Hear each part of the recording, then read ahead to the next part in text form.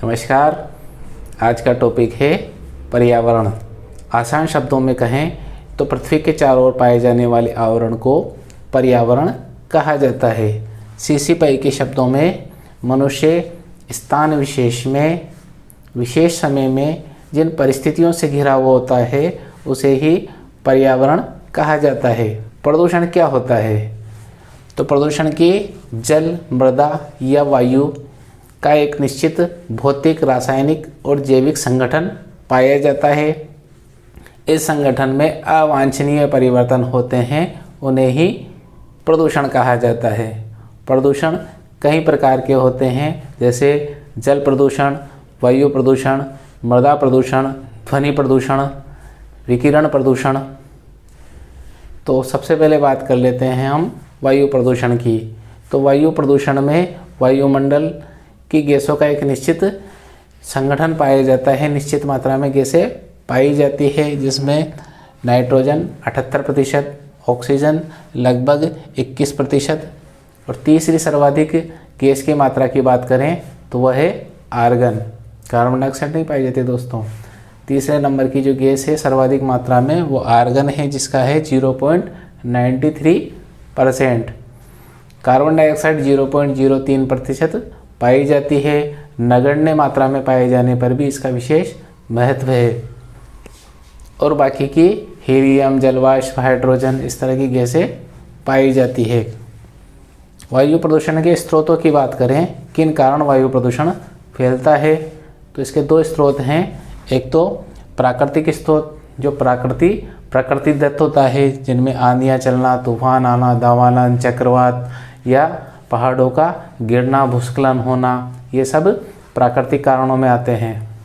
दूसरा है अप्राकृतिक कारण, जो मनुष्य द्वारा उत्पन्न किए जाते हैं, जैसे ईंधन है, उद्योग है, परिवहन के साधन है, रसायनों का उपयोग है, धूम्रपान है। ये सब अप्राकृतिक कारण हैं जो मनुष्य द्वारा उत्पन्न होते हैं। वायु प्रदूषण के दुष्प्रभावों की बात करें तो वायु प्रदूषण सर्वाधिक मनुष्य द्वारा ही फैलाया जाता है और इसका सबसे ज़्यादा जो दुष्परिणाम है वो मनुष्य को ही झेलना पड़ता है।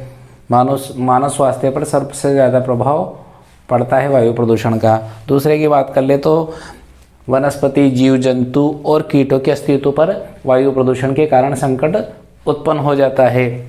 तीसरे पॉइंट की बात करें तो जलवायु परिवर्तन होना, मौसम का उतार चढ़ाव होना, कभी अत्यधिक गर्मी पड़ना, अत्यधिक सर्दी पड़ना, बेमौसम बारिश होना, ओले गिरना, ये सब इस वायु प्रदूषण के कारण ही होते हैं। ओजोन का क्षरण होना, green house effect, global warming होना, मौसम लगातार बढ़ता जा रहा है, तापमान लगातार बढ़ता जा रहा है इस वायु प्रदूषण के कारण। महानगरों में जानलेवा कोहरा उत्पन्न हो रहा है। दिल्ली जैसे शहरों में सर्दी में जो विजिबिलिटी है, जो दृश्यता है, वो शून्य हो जाती है और दमे के रोगियों के लिए काफ़ी समस्या उत्पन्न होती है। बच्चों के लिए विशेष समस्या उत्पन्न होती है इस वायु प्रदूषण के कारण। बात कर लेते हैं ग्लोबल वार्मिंग के लिए जिम्मेदार गैसें कौन कौन सी है। तो ग्लोबल वार्मिंग, जो पृथ्वी का तापमान लगातार बढ़ रहा है, उसके लिए सर्वाधिक जिम्मेदार गैसें हैं carbon dioxide, methane, nitrous oxide, chlorofluorocarbon. और इनके घटते हुए क्रम में बात करें तो सर्वाधिक जिम्मेदार CO2 है, फिर उसके बाद मीथेन है, नाइट्रस ऑक्साइड है, उसके बाद फिर क्लोरोफ्लोरोकार्बन और सबसे अंत में हाइड्रोजन फ्लोरोकार्बन। ये कंपटीशन में कई बार पूछा जाता है। बात कर लेते हैं कौन कौन से नियंत्रण करने के लिए, वायु प्रदूषण नियंत्रण करने के लिए कौन कौन से उपाय अपनाए जाते हैं। सबसे ज़्यादा ज़रूरी चीज़ है वृक्षारोपण करना, क्योंकि वन नीति ये कहती है कि पृथ्वी के जो क्षेत्रफल है उसके कम से कम 33% भाग पर वन पाए जाने चाहिए। ऊर्जा के गैर परंपरागत ऊर्जा स्रोतों का उपयोग सर्वाधिक करना चाहिए। सौर ऊर्जा, पवन ऊर्जा, इनका उपयोग ज़्यादा से ज़्यादा करना चाहिए। हाइड्रोकार्बन का उपयोग कम से कम करना चाहिए। सर्वाधिक वायु प्रदूषण उत्पन्न करते हैं। प्रदूषण फैलाने वाले जो कारखाने हैं उनको शहर से बाहर स्थापित करना चाहिए, उनमें चिमनियाँ लगानी चाहिए और प्रदूषण के लिए स्ट्रिक्ट नियम कानून बनाए जाने चाहिए। चौथे की बात कर ले तो बैटरी चालित जितने भी उपकरण हैं, साधन हैं उनको ज़्यादा से ज़्यादा सब्सिडी दी जानी चाहिए, उनको ज़्यादा से ज़्यादा चलाया जाना चाहिए। अब बात कर लेते हैं जल प्रदूषण की।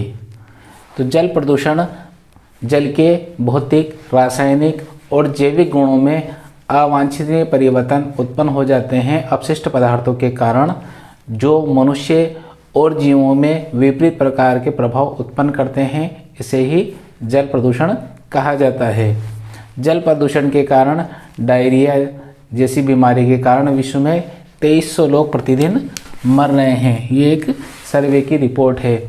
इसके अलावा पिछले 30 से 40 सालों में 40% समुद्री जो जीव हैं उनकी प्रजातियां नष्ट हो गई है जल प्रदूषण के कारण। अब देख लेते हैं जल प्रदूषण से कौन कौन से बचाव हैं।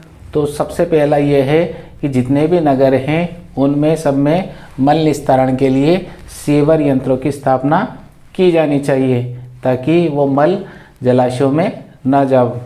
दूसरा, रासायनिक उर्वरक और कीटनाशकों के स्थान पर जैविक उर्वरकों को ज़्यादा से ज़्यादा बढ़ावा दिया जाना चाहिए। रासायनिक उर्वरक और कीटनाशक प्रकृति में नष्ट नहीं होते, ये बरसात के पानी के साथ जलाशयों में जाकर उसका जल प्रदूषण बढ़ाते हैं। तीसरा बात कर लेते हैं औद्योगिक अपशिष्ट और जल के ट्रीटमेंट प्लांट स्थापित किए जाने चाहिए। इंडस्ट्रियाँ होती है और डायरेक्ट नदी में उन अपशिष्ट जल को छोड़ देती है, जिससे जलीय जीवों पर और पानी की गुणवत्ता पर विपरीत प्रभाव पड़ता है। तो उसको नदी में बहने से रोका जाना चाहिए और उसको उपचारित करके वापस रीयूज़ किया जाना चाहिए। मृत पशुओं को नदियों में डालने पर सख्त रोक लगाई जानी चाहिए। विशेषकर गंगा नदी में एक दिन में लाखों जीवों को और मृत हड्डियों को डाल दिया जाता है। गंगा को साफ करने के लिए सरकार 2014 में नमामि गंगे प्रोजेक्ट लेकर आई और 7 जुलाई 2016 को एक साथ 300 जगह उन्होंने एक साथ प्रोजेक्ट पर काम करना शुरू किया ताकि गंगा को एकदम शुद्ध और फिल्टर किया जा सके।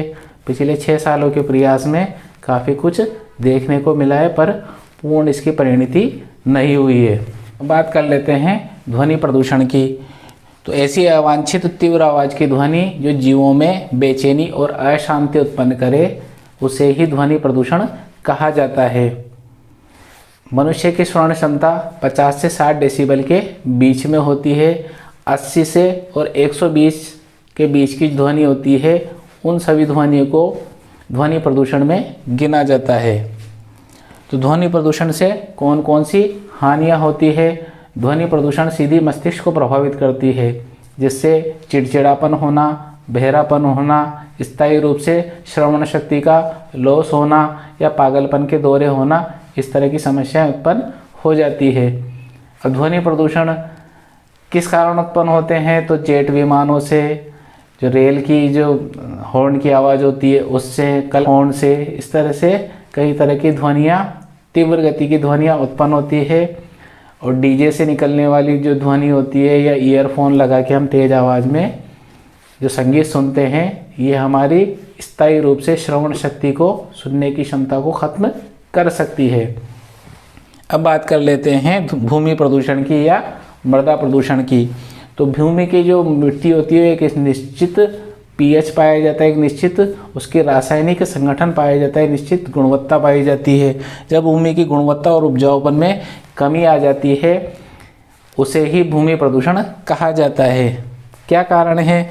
तो कारखानों से निकलने वाला जो प्रदूषित जल होता है या रासायनिक उर्वरक, कीटनाशक और मोटर गाड़ियों के ऑयल ग्रीस जो होते हैं, ये सब भूमि की उर्वरकता को ख़त्म करते हैं, मृदा प्रदूषण करते हैं। क्या प्रभाव पड़ता है? दुष्परिणाम, कृषि उत्पादन में गिरावट देखने को मिलती है और भूमि स्थायी रूप से बंजर हो जाती है। महानगरों के पास सीवर लाइन का जो पानी होता है उससे सब्जियां उगा लेते हैं, फसलें उगा लेते हैं, और वह जो फसलें और सब्जियां जब मनुष्य के पास पेट में जाती है तो वो पेचिस, हैजा, तपेदिक और कैंसर जैसी कई गंभीर बीमारियां पैदा करती है क्योंकि उसमें पारा, आर्सेनिक, कैडमियम इस तरह की हानिकारक धातुएं पाई जाती है। मृदा प्रदूषण से अन्य प्रदूषण को भी बढ़ावा मिलता है। जब मृदा प्रदूषित होगी तो वो पानी जो बहकर जल में जाएगा तो उससे भी जल प्रदूषित हो जाएगा। तो ये आपस में इनका गहरा संबंध है।